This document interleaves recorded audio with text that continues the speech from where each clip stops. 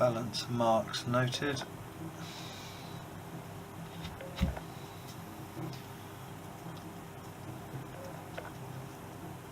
Washer, large washer out, large circlet. Oh, that's a big bugger. Come on here. Right. Relax. Pause. Okay, sorry to cut you off, but what I did was take this off, take off the circlet behind it, move the chain tensioner, the balancer chain tensioner, round on its axis so that you can gain tension again, because this was bottomed out on the maximum it could go. So now it's at its full opposite extension. There's tension on the spring, and I've backed it off 1 notch just to alleviate some of the tension on the chain on the other side as per the instructions. And yeah, that's it. Bit of a fiddle, but done now. Right, these splines on here are what engage with this sprocket here. But where I've sent the crank off to be have the new bearings and the conrod replaced, the ends of these splines have been chewed. They've been put into something, and something's been beaten, and it's really just turned the edges over on the edge of this. I'm not quite sure what to do. I might just try and tap it on gently using the soft face mallet, just to see if it'll overcome those. But if not, I don't know what I'm going to do. It might be a case of, excuse the back of my head, might be the case of either filing the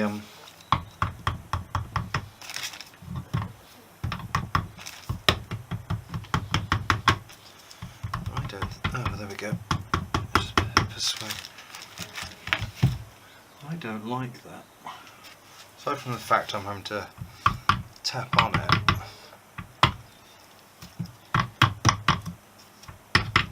it's not very good, is it? Right, well, it's on there anyway.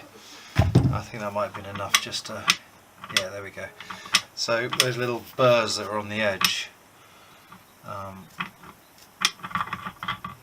probably just, where this is quite hard, I think it's just recut itself. There's a notch just here which engages with the pin there. I should put a bit of oil. There's my oil brush. Just leave up some of this shaft. So all the threads are alright and haven't been mullered.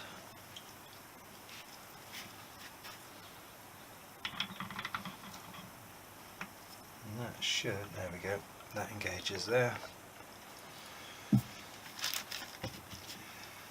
The washer, we've got the markings out, and then we've got the oil feed quill,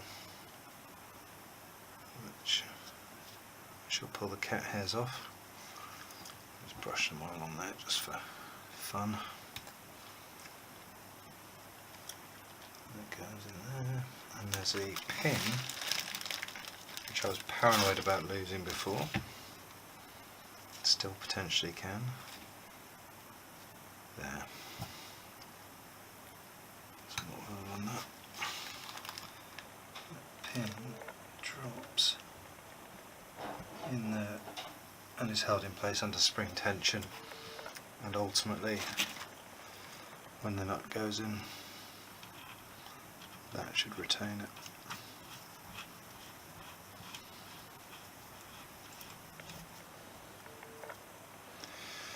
Okay, I need to torque that up. Right, we've got to torque this nut up to 55 Newton meters, which is just above halfway through the range of torque that this can be done up to. We've got the torque wrench set to 42 Newton meters to start with, and I'm just going to take it up to that, and then after that I'm going to take it up to the 55. This could be a two-person job, or it could be doable on your own. We're about to find out. But I've got a metal bar running through the conrod, which is there, so I can tighten this up, and it's resting on 2 bits of wood and wrapped in cloth. So hopefully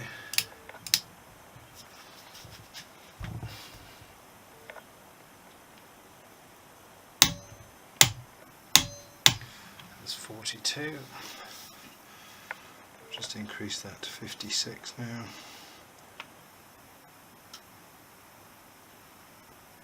56.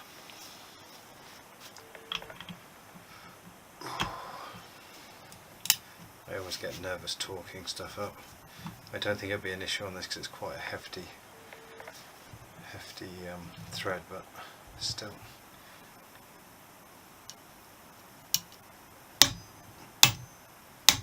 There we go. Talked.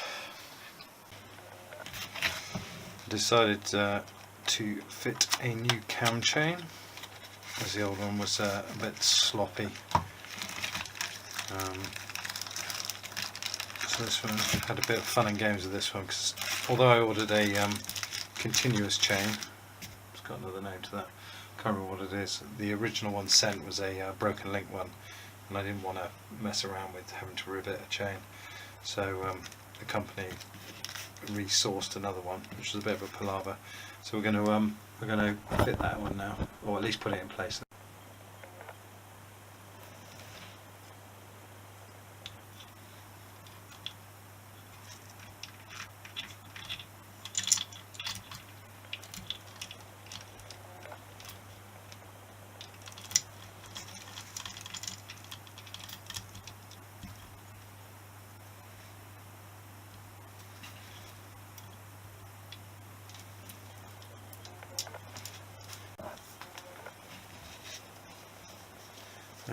Okay,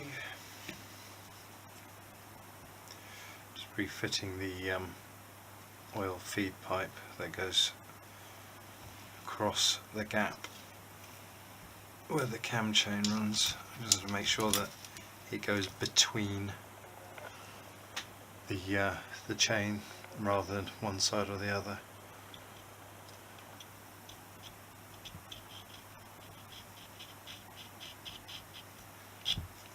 Just push home. It says golden rule, never force anything. Right, rather than forcing that, I'm just going to back it out and make sure it's clean. Okay, a bit of cleaning later, and it's a much better fit, although don't get the boo-boo you were just talking about. Make sure that the chain is either side of it. Push it home. That's that. That's the oil waste secure.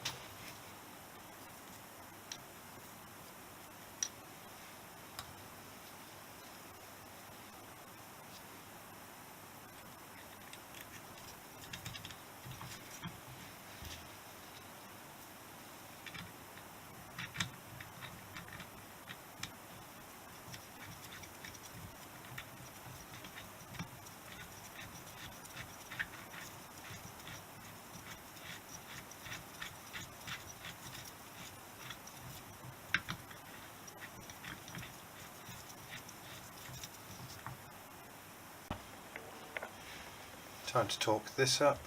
It's exactly the same torque range as we saw on the timing advance module, so that will take it up to 55 Newton meters. I'm going to take it up to 42 to start with, and then we will take it up to the full 55. Hopefully no issues. Incidentally, I've used the springs on the clutch plate and washers to engage the clutch so that we put drive through.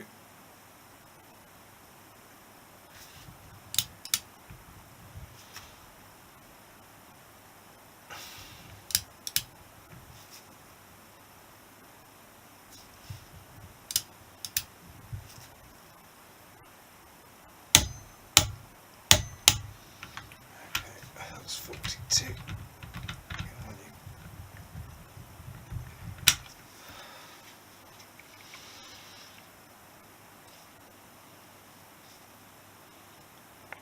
That's 56.